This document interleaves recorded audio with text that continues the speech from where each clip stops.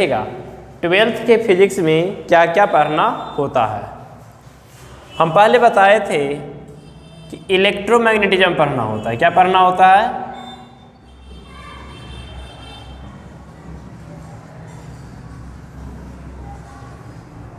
Electromagnetism first topic हुआ हमारा।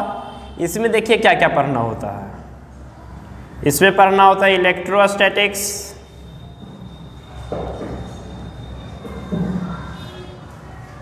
Electrostatics plus electric current,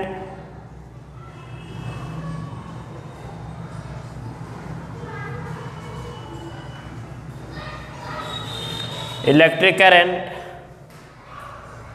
plus magnetism.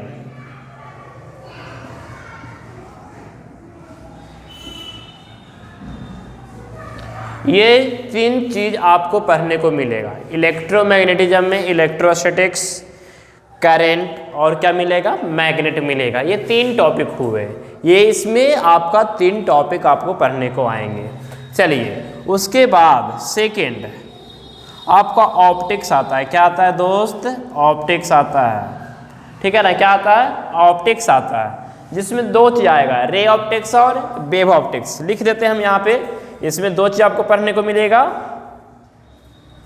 Ray optics, इसको geometrical optics भी बोलते हैं। क्या बोलते हैं? Geometrical optics. जब पढ़ेंगे तब देखेंगे। रे ऑप्टिक्स प्लस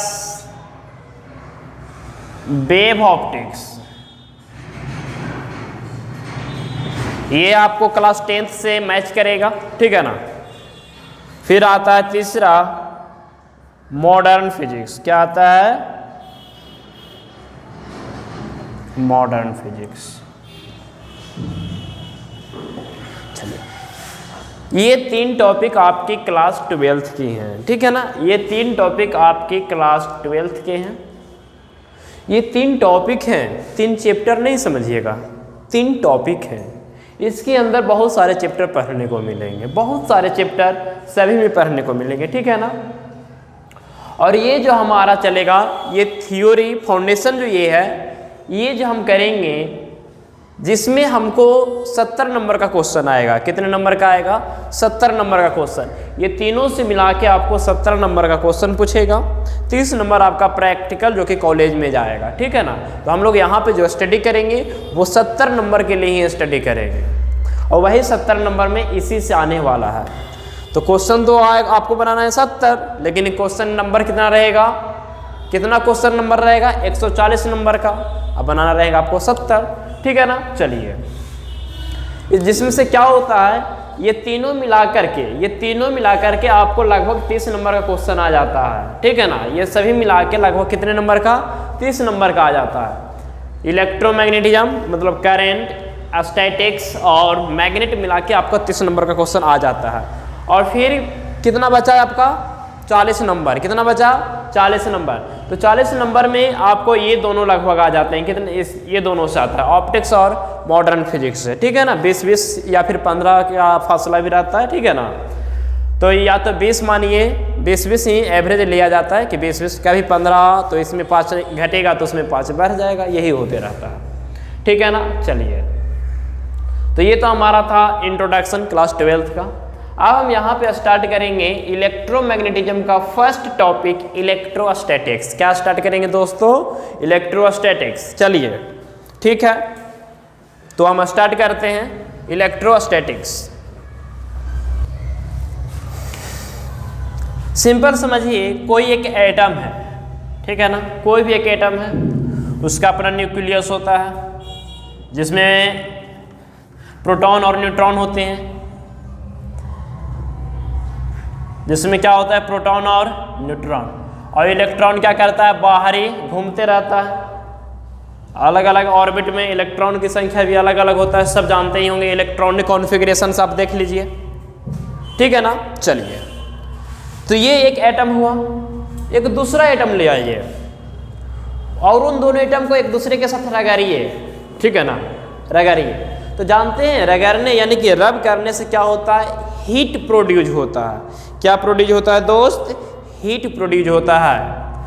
अब बच्चों ये बताइए हीट क्या होता है, क्लास 11th में पढ़ाया गया होगा। हीट एक एनर्जी होता है। हीट क्या होता है? एक एनर्जी होता है। अब वो एनर्जी क्या करता है? वो एनर्जी इस एटम का और वो एटम जिसके साथ रगड़ किया गया है, वो दोनों एटम का ऑर्बिट को तोड़ने का काम करने लगता है।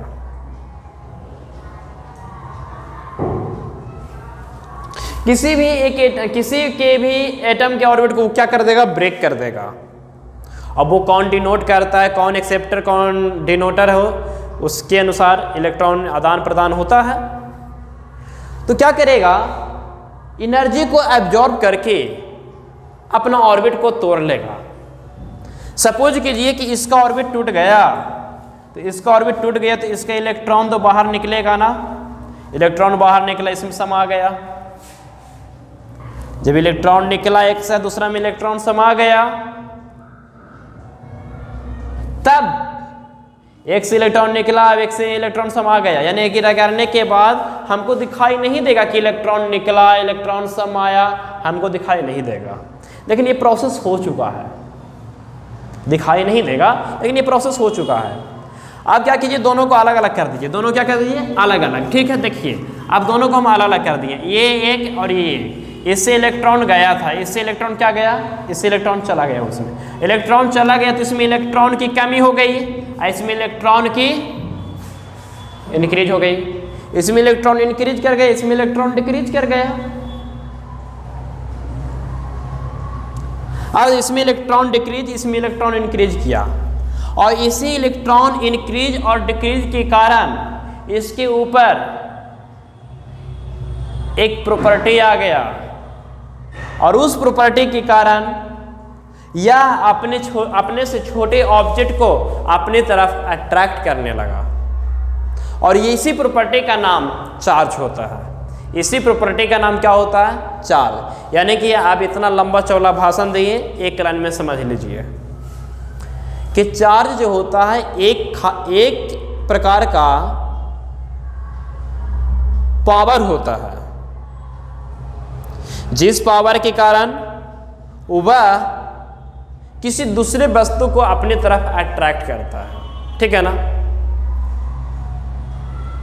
आप कोई पूछेगा कि पावर क्यों आता है, तो कहिएगा ट्रांसफर ऑफ इलेक्ट्रॉन के कारण। ट्रांसफर ऑफ इलेक्ट्रॉन के कारण। जब तक इलेक्ट्रॉन का ट्रांसफर नहीं हो रहा था तब तक वो ना तो अपने तरफ किसी को बुला रहा था और ना किसी को दूर भगा रहा था। यानी कि चार्ज क्या हुआ? चार्ज एक प्रकार का पावर है, जिस पावर के कारण कोई वस्तु किसी दूसरे वस्तु को अपनी तरफ खींचता है या अपने से दूर भगाता है। जिस प्रॉपर्टी के कारण ऐसा होता है उसी का नाम चार्ज होता है। कोई पूछेगा ये प्रॉपर्टी क्यों आता है, तो कहिएगा ये प्रॉपर्टी ट्रांसफर ऑफ इलेक्ट्रॉन के कारण आता है। ट्रांसफर ऑफ इलेक्ट्रॉन के कारण आता है। समझ में आया? चलिए ठीक है, तो हम आगे लिखते हैं। इलेक्ट्रोस्टैटिक्स। ध्यान से सुनेंगे, क्या स्टार्ट करने जा रहे हैं? इलेक्ट्रोस्टैटिक्स। बहुत ही इंपॉर्टेंट टॉपिक है, क्लास 12th के बहुत ही इंपॉर्टेंट टॉपिक है। यदि ये आप अच्छे से पढ़ेंगे तो लगभग आपका 35% फिजिक्स कवर हो जाएगा। समझ में आया? 12th का यदि सिर्फ आप इलेक्ट्रोस्टैटिक्स पढ़ लेंगे अच्छा से तो आपका 100% में 30% कंप्लीट हो गया। कितने परसेंट? 30%। बचा 70% में शेष बचा हुआ टॉपिक आ जाएगा। 30% ये अकेले कवर करेगा। और जब तक ये नहीं पढ़ेंगे अच्छा से, करंट नहीं आएगा समझ में, वो नहीं पढ़ेंगे फिर मैग्नेट भी नहीं आएगा अच्छा से समझ में। ठीक है ना? ये तीनों एक ही चीज़ है, तीनों एक दूसरे से रिलेटेड होता है। इसलिए इलेक्ट्रोस्टैटिक्स आप अच्छा से पढ़ेंगे। आप सोचेंगे कि इलेक्ट्रोस्टैटिक्स नहीं पढ़ेंगे, करंट पढ़ लेंगे, तो ऐसा नहीं होगा। ठीक है ना? इसको पढ़ना पड़ेगा आपको अच्छा से। इलेक्ट्रोस्टैटिक्स, चलिए स्टार्ट करते हैं। इलेक्ट्रोस्टैटिक्स दोस्त, हम यहाँ पे ये देख रहे हैं कि electrostatics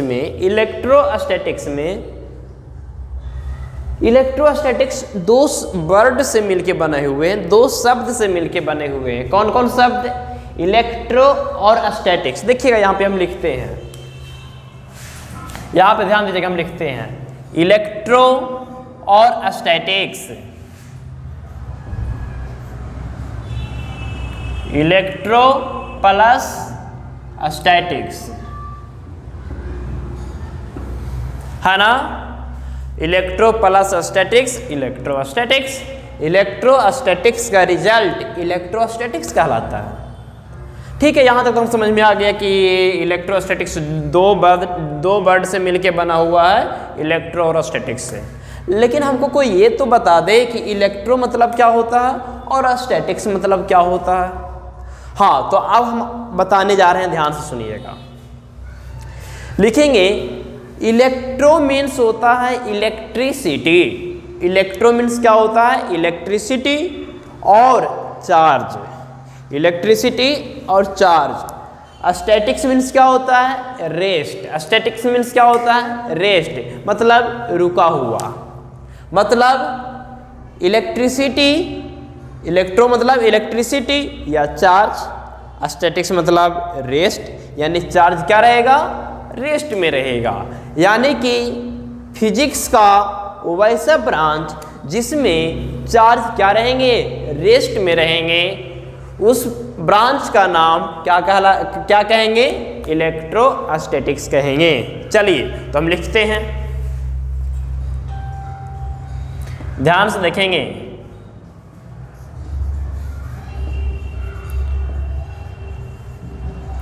electro means electricity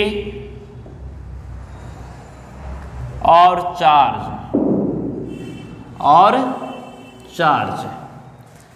electro means electricity और charge and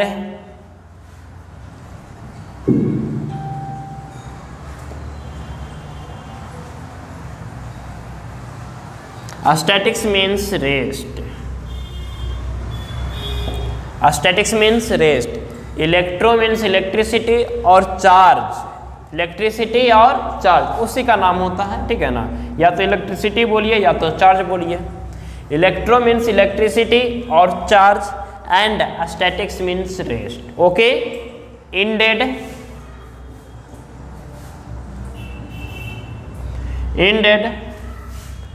the branch of physics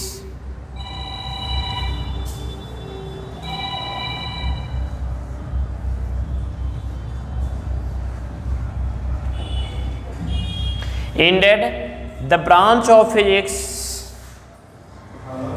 in which we will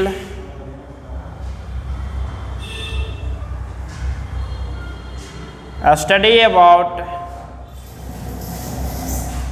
charge at rest, charge at rest is called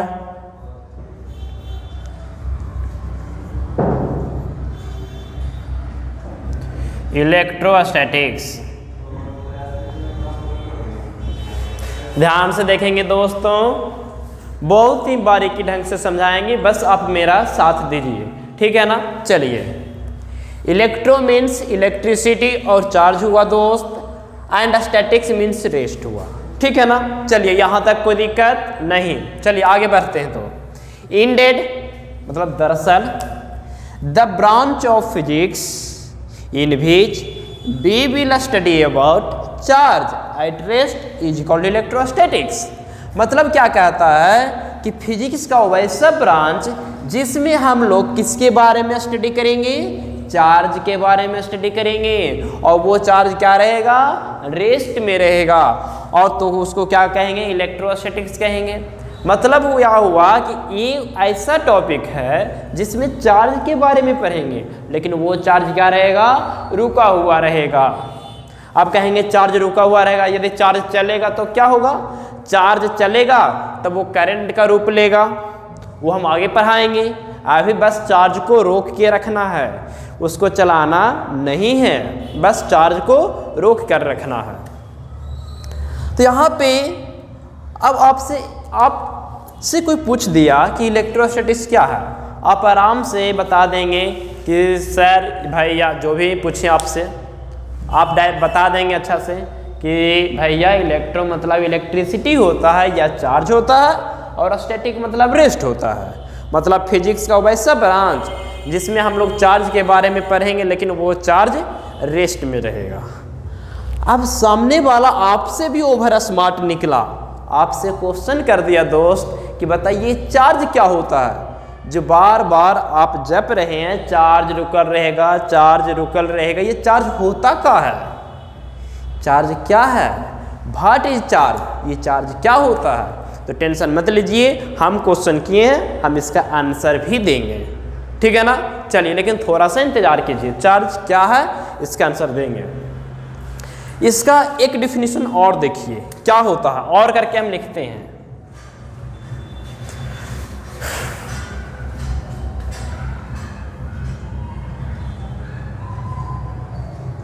देखिएगा ध्यान से,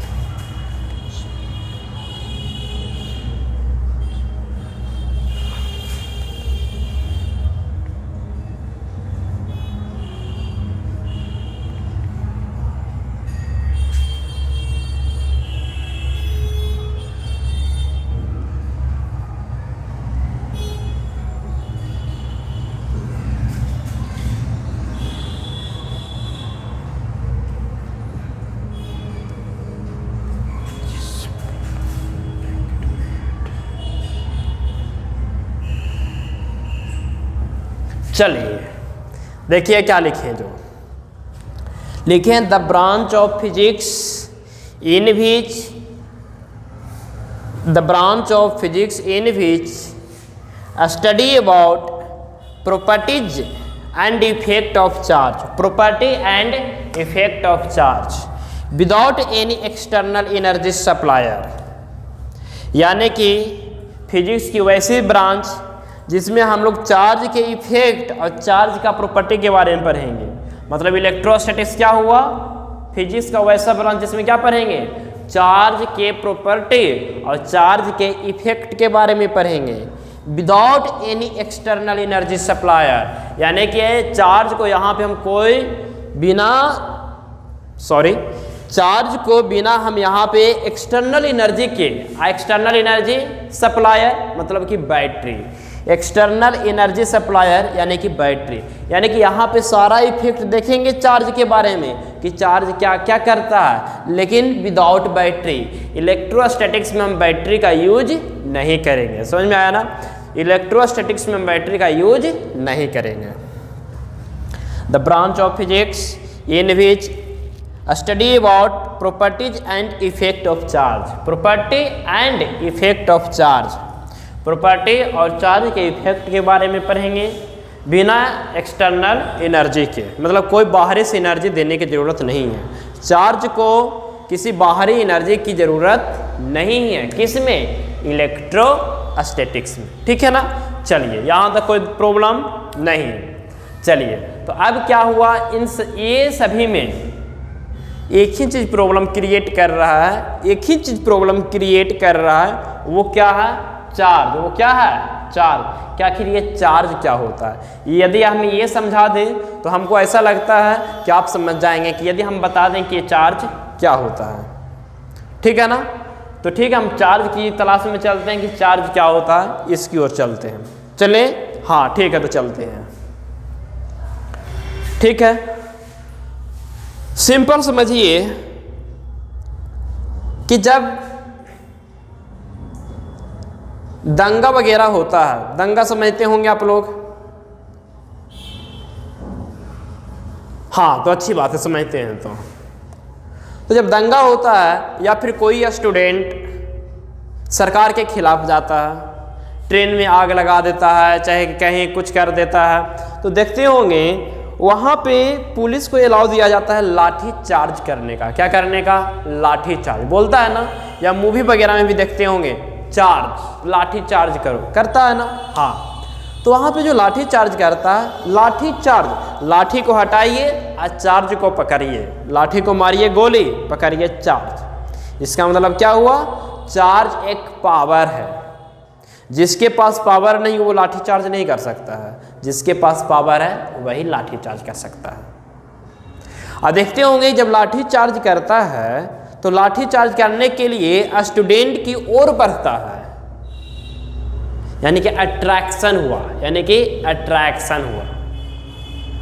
कभी कभार रिपल्सन भी होता है, यदि दोनों तरफ से लाठी निकल जाए तो कुछ पुलिस भी भाग जाता है, तो कुछ स्टूडेंट भी भाग जाता है डर के, यानी कभी कभार रिपल्सन भी हो जाता है और कभी कभार अट्रैक्शन भी हो जाता है। यानी आप समझ में आ गया होगा कि चार्ज एक पावर है। चार्ज क्या है? एक पावर है जो किसी वस्तु के ऊपर आने से उसमें एक खास प्रकार का गुण आ जाता है। उसमें एक खास प्रकार का क्या आ जाता है? गुण आ जाता है, जिस गुण के कारण वह किसी दूसरे वस्तु को अपनी तरफ खींचता है या अपने से दूर भगाता है। अब कोई पूछेगा कि ये आता क्यों है, ये क्यों आता है? ठीक है ना, चलिए तो हम आपको बता देते हैं कि ये जो चार्ज है ये तब आता है जब दो वस्तु, दो ऑब्जेक्ट, ठीक है ना, कितने ऑब्जेक्ट? दो ऑब्जेक्ट को एक दूसरे के साथ रब कीजिए। क्या कीजिए? रब कीजिए। वो दो ऑब्जेक्ट क्या क्या हो सकता है? बहुत कुछ हो सकता है, लेकिन कुछ एग्जाम्पल हम बता देते हैं। जैसे प्लास्टिक कॉम्ब, प्लास्टिक कॉम्ब समझते होंगे आप लोग। क्या? प्लास्टिक कॉम्ब मतलब कंघी जिसको लोग बोलते हैं, कंघी जिससे बाल झाड़ते हैं ना, वो वाला कंघी। उस कंघी को अपने बाल के साथ, हेयर के साथ रब कीजिए। मतलब जब बाल झाड़ते हैं तो रब हुआ, घर्षण हुआ। लेकिन शर्त ये है कि आपका बाल भींगा हुआ नहीं होना चाहिए, आपका बाल में पानी नहीं होना चाहिए, बाल सूखा होना चाहिए, ड्राई हेयर होना चाहिए। क्योंकि आप सब मैकेनिक्स पढ़े होंगे, जानते होंगे कि बाल यदि भींगा हुआ रहेगा तो हीट प्रोड्यूस नहीं कर पाएगा, जानते होंगे। हाथी भींगल रहेगा, उसको रब कीजिए, हीट महसूस नहीं होगा। यानी कि हाथ जब तक सूखा हुआ नहीं रहेगा हीट महसूस नहीं होगा। यानी कि हमारा बाल क्या होना चाहिए? सूखा हुआ होना चाहिए। तब उसको क्या कीजिए? अपने बाल को कंघी कीजिए। फिर क्या कीजिएगा? उस कंघी को छोटे छोटे कागज के टुकड़े के पास लेके जाइए। छोटे छोटे कागज के टुकड़े के पास लेके जाएंगे तो देखिएगा कि वो छोटे छोटे कागज का टुकड़ा उस कंघी की ओर आने लगता है। रगड़ने से पहले, रगड़ करने से पहले, रब करने से पहले कंघी उस ऑब्जेक्ट को नहीं अपनी तरफ खींच रहा था, लेकिन रब करने के बाद वही कंघी वही कागज का टुकड़ा को अपनी तरफ खींचने लगा। आखिर क्या बात हुआ? आखिर क्यों ऐसा हुआ कि वही कंघी फिर छोटे छोटे कागज के टुकड़े को अपने तरफ खींचने लगा? और एग्जाम्पल बताते हैं। ग्लास रॉड समझते होंगे, ग्लास रॉड जिसको हिंदी में लोग प्रखनली लोग बोलते हैं, जो लंबा लंबा कांच का ग्लास होता है।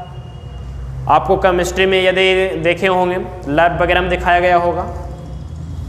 कांच का ग्लास लीजिए और उसको सिल्क क्लॉथ यानी कि कपड़ा, सिल्क क्लॉथ के साथ क्या कीजिए? उसको रब कीजिए। क्या कीजिए? रब कीजिए। रब करने के बाद वो भी कंघी की तरह ही बिहेव करने लगा। रगड़ करने से पहले वो भी बिहेव नहीं कर रहा था, वो भी कुछ नहीं कर रहा था, ना तो अपने तरफ बुला रहा था, ना तो अपने से दूर भगा रहा था, कुछ नहीं कर रहा था, कोई इफेक्ट नहीं प्रोड्यूस कर रहा था, लेकिन कुछ जब हम उसको रगड़ दिए तब यह इफेक्ट देखने को मिल गया। इसके पीछे रीजन क्या है? इसके पीछे रीजन क्या है? तो सुनेंगे, ठीक है, तो सुनिए इसके पीछे रीजन क्या है। देखिएगा, charge,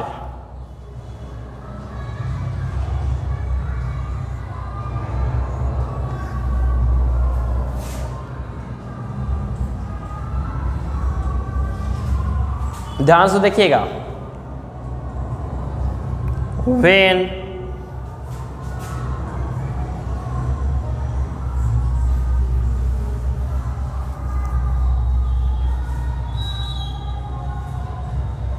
when a glass rod is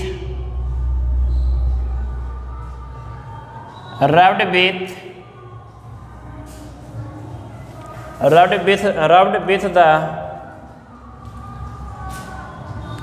silk cloth,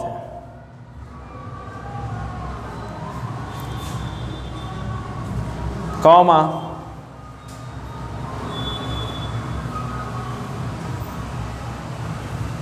plastic comb is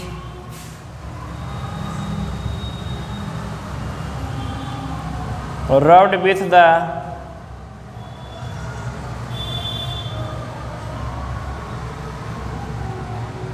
dry hair or any other pair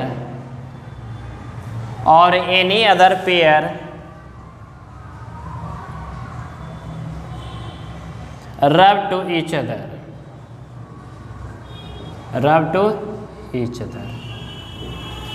then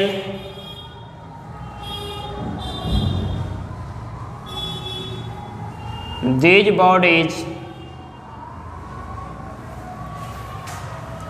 acquire a power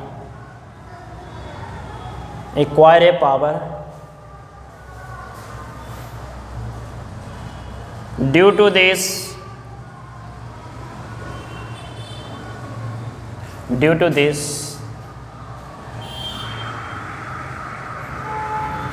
that bodies attract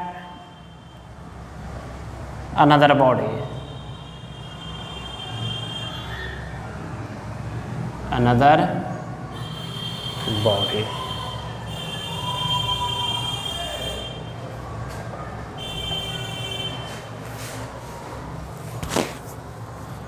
attract another body.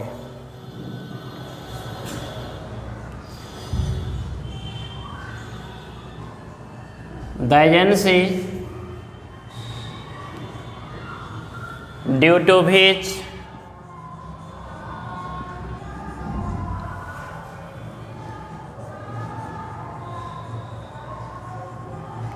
this body attract another body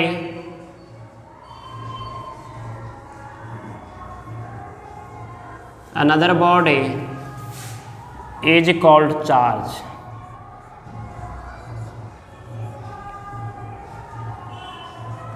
चलिए ध्यान से देखिएगा, क्या लिखे हैं?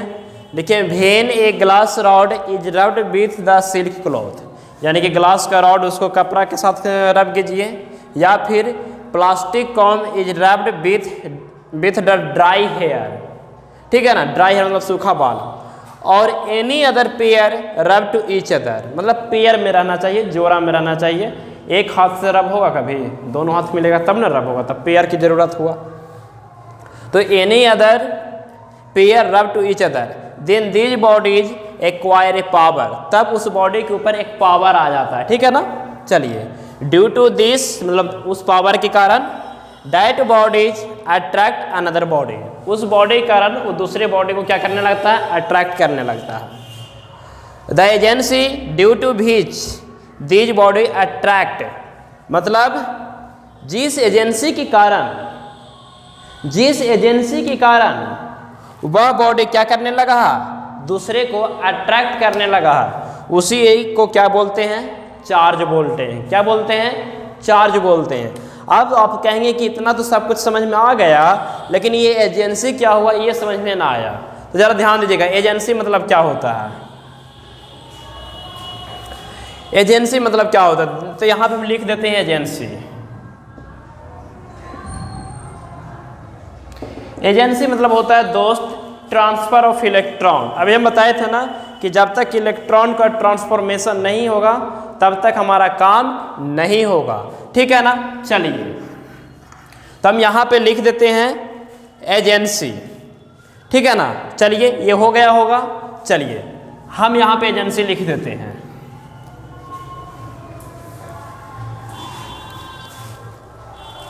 कि agency मतलब क्या होता है।